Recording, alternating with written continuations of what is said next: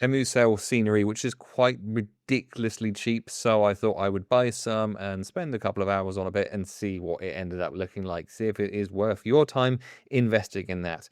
So I'm working on these kind of crashed orc jets. There are all sorts of different things on there, like crashed tanks and barriers and sci-fi terrain and stuff. And when you first look at it, it's okay. When you get in closer, you see that it is covered in these print lines, which is definitely not ideal. So if you are going to get something like this, you are going to need to understand that you are going to have to put in some work on it. I decided I was going to spend 15 minutes maximum just working away with my rotary tool thing, also from Temu, which is actually very good. I can definitely say that one's good. But yeah, you are going to have to do some work on it. So yeah, after doing that and brushing off a bit, undercoated black and then started picking out some silver trim details. You can see on the tail fin there, it's not great.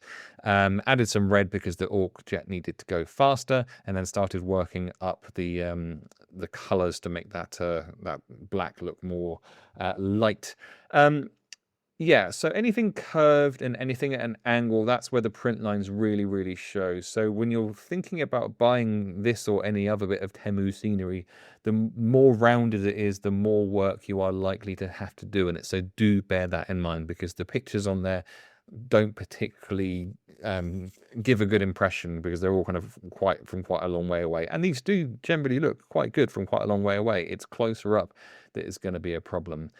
So yeah, working on into the colors of the window here, making it brighter and brighter into the center of the window, because I'm going to try and make it look like some sort of glass a little bit later on, because that is printed as one solid chunk. So there isn't really much choice but to try and make it look kind of windowy.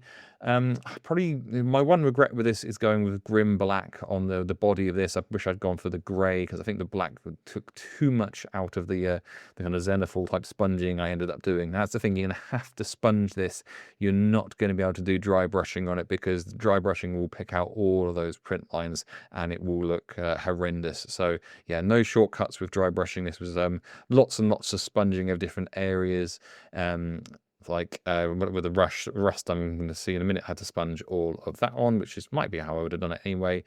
Picking out individual rivets, some of them didn't show up particularly well in the print, which meant I had to kind of put a circle of paint where one looked like it should be, rather than actually painting something. But yeah, it's all it's all okay. And for a bit of scenery, which is just going to be a bit of a line of sight blocker and something a little bit more interesting. Obviously, it could be integrated into some larger project. That would be pretty cool.